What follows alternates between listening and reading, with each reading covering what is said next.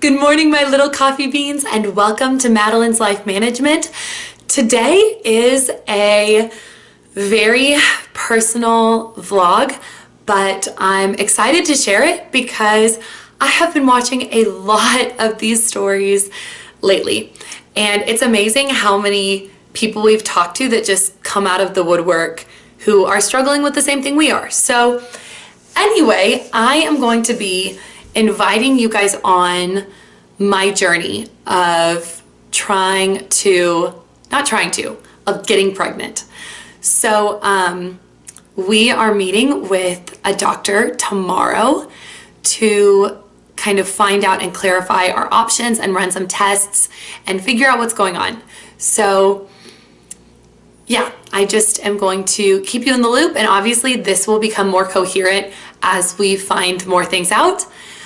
But I am excited to have you guys on this journey with me, and yeah, let's get started.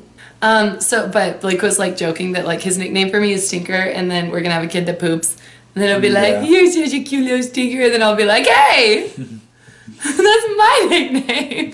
Don't worry that our kid is gonna steal your nickname. Yeah.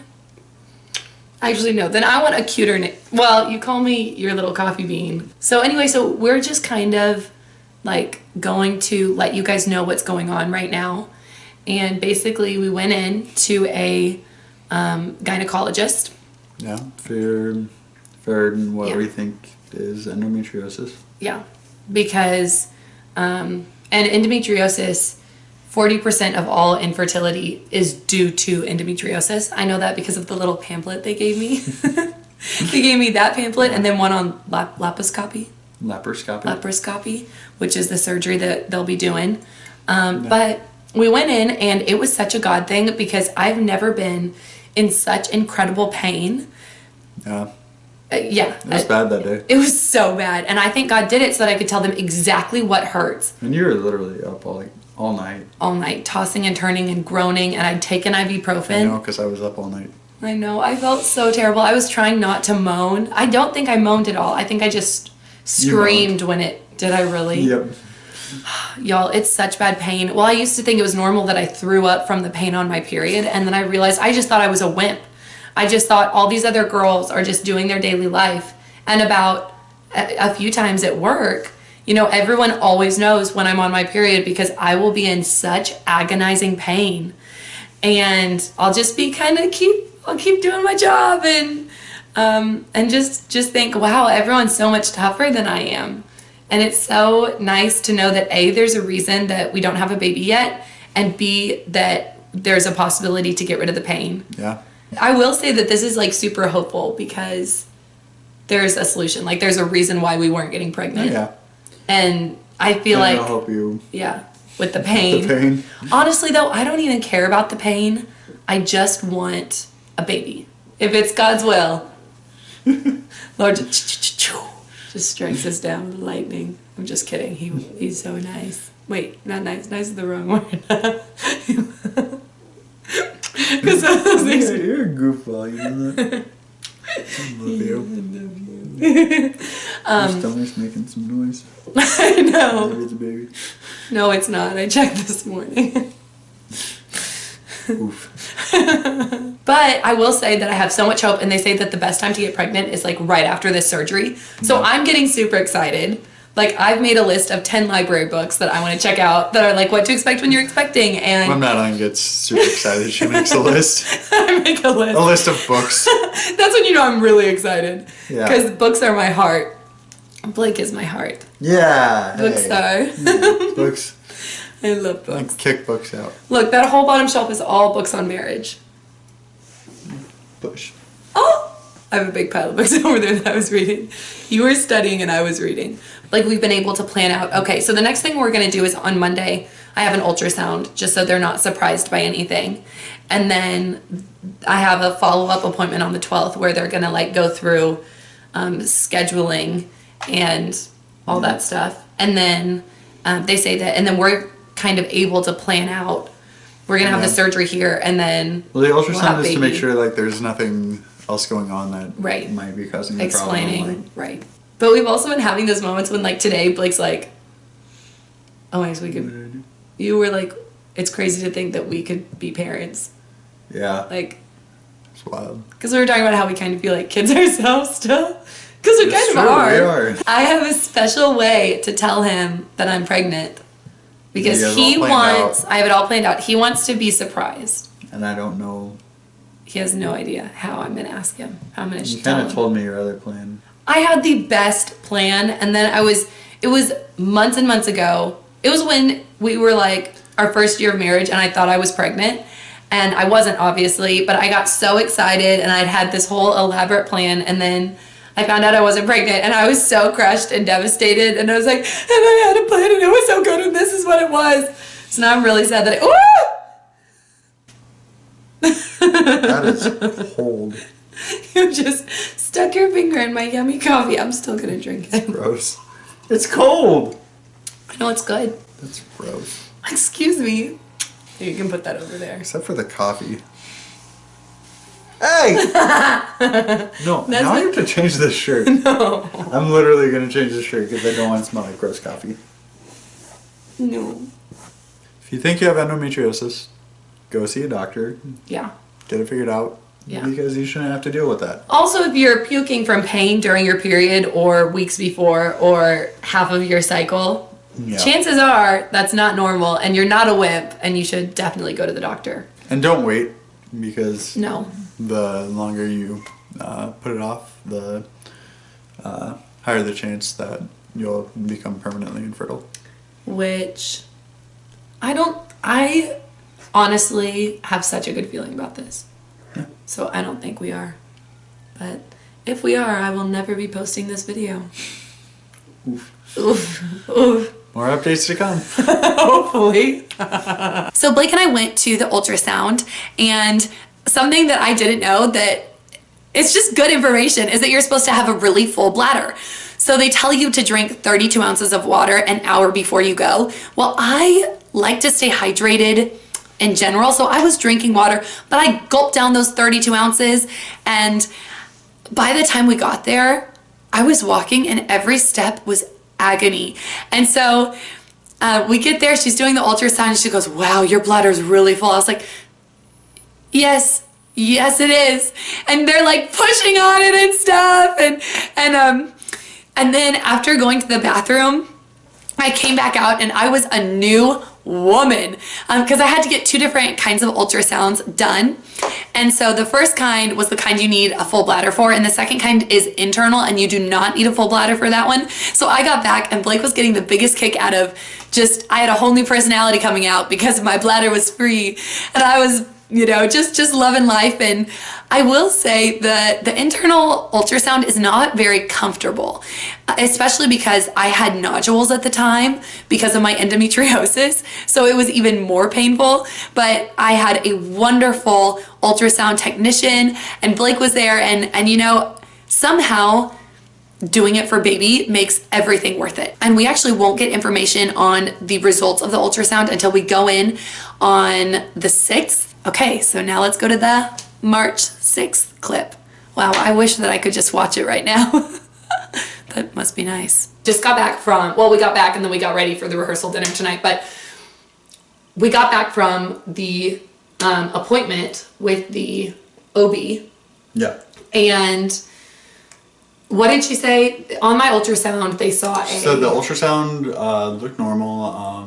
They did see what they thought was a hemorrhagic cyst on your ovary. Which could also be... It's hard to tell what it is on the ultrasound because it's not very good. Right. It can only give you so much. Yeah, it's not a very clear imaging tool. Right. So there's something there. They think it's a hemorrhagic cyst, which is in that big video. It can go away by itself. Yeah. But they're going to do the exploratory laparoscopy. And also... And then they'll also... flush out my tubes with saline. Basically, they're just going to make sure that her tubes are open. Hello, Coffee Beans. So what Blake and I are doing this morning is we are going to go and get myself COVID testing. Now, I don't have COVID-19. I don't have any symptoms. I haven't been in contact with anyone who has, but to have surgery for baby to have the laparoscopy. The laparoscopy. You have to be tested right now with everything going on for COVID-19 72 hours before, and then you have to be quarantined in your house until the day of the surgery. Hello. How are you? Good. What's that for you? Oh, thank you. What do I... That's Guys, person's not supposed to have a dog in the car. I am so glad. So they didn't let us record it, and I'm kind of glad because I definitely was like, he's like, breathe out to like exhale any pain, and I was going... So what they do is they have this super, like it's longer than this. It's very long, and they stick it up your nose into the back of your throat. And so I wasn't able to record, but it was super long, and it actually lasted, thank you. It actually lasted a very, very long time. And he said the trick was to keep your eyes open and to breathe out with any pain. So I was like, but the poor guy, he was great. He was just wonderful. But I'm very glad that I didn't know that was happening, because I thought they were just gonna swab the back of my throat. So I am very relieved that I did not know what the test was, but it was fine, and I'm glad it's over. And it really wasn't that long. It just was like maybe 15 seconds. So that step done, and on to surgery. I think the surgery might be easier. They're just inserting an IV, not sticking something into my brain. Just kidding.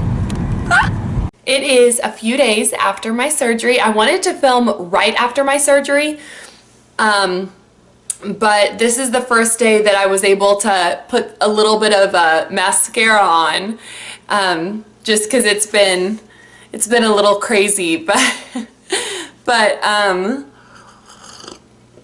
yeah, so I'm really excited to share my experience with y'all, especially because it was during COVID-19 and all of that.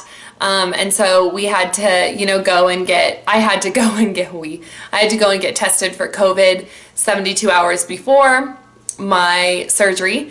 And then the day of the surgery, I, of course wore a mask in, and Blake wore a mask, and I thought I was going to be able to have my one person. Well, as it turns out, and this was my first surgery, by the way, so I really, really was looking forward to having Blake there, especially with his med school experience. I was excited to have him there. So they could not let him into the building. So I got there, and there was a girl at a front desk with extra masks, and then there's a little hand washing station, so you wash your hands, and she gives you your little tag saying you've been tested and you are here for a surgery. And I was like, oh yeah, well, he's my one person. And she's like, are you under 19? And I was like, no. She's like, then you can't have another person. And I was like, oh. And y'all, I don't know why I can be so tough and brave when Blake's there, and I felt kind of bad for this because it was not her fault at all, but I definitely started getting teary-eyed. And I was hugging Blake, and I was like, yeah, I'll be fine. But I said that as I was crying. And, well, I wasn't but And just because I was like, oh my goodness, I have to do this alone. So it ended up being completely fine. I had literally, at UNMC, there was the most incredible staff ever. And I went in there, and I had the most incredible nurse. She was just wonderful. And it was really easy. They gave me an IV, and you have to use the restroom before they can get started to basically take a pregnancy test, because obviously they're not going to perform surgery if you're pregnant. And so I was so nervous I couldn't go to the bathroom, so they ended up having to give me an entire bag of fluids to go to use the restroom.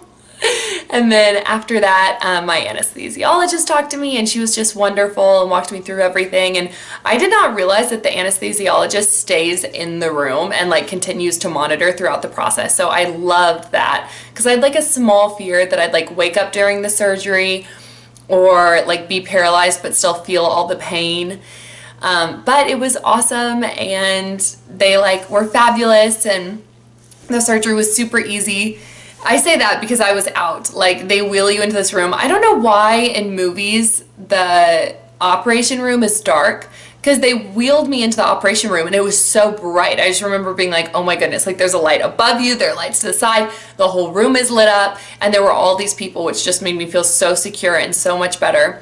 And so yeah, after my surgery, I woke up and I was super, super groggy and super tired, and they like wheeled me out, and Blake literally was like, Madeline, you fell asleep on the way, like getting to our apartment a few times, because I just like lean on him and fall asleep while he was like unlocking a door or something. But then, so yeah, I'm done with the surgery, and I like always had this incredible like pain in my like lower back and my spine. And like obviously during my period it would get so much worse, but I would have it every day, and that has been completely gone. So it was funny because after the surgery, you know, they give you, I was on hydrocodone and just like a really intense ibuprofen, and people were asking me about pain, and it was funny because like, yeah, your shoulders kind of hurt and like the incisions are uncomfortable. But I just remember thinking, I feel better now than I did. So the first 2 days, the first day I like took my meds, and then the second day I just took the ibuprofen. And then today I haven't taken anything, and I still have a lot of pills left, but it's just like one of those things where I was telling Blake, I was like, it's funny because I'm in less pain now than I am during my period, and no one gives me pain pills for that. I don't want pain pills for that, but it's funny because I'm in less pain right now than I am in my normal life with like the back pain. So I think that has something to do with what they took out, because I was telling the surgeon about that back pain, and she's like, oh yeah, well, we'll look at it. I said, yeah, well, you have my permission to do anything while you're in there. And she kind of, yeah, she was great. But anyway, so yeah, I just kind of wanted to give you guys the last chapter that I did go ahead with the surgery, and I'm super happy that I got the surgery done, and now hopefully the next step is baby. So we'll see. Thank you so much for watching, and I'll see you in my next video.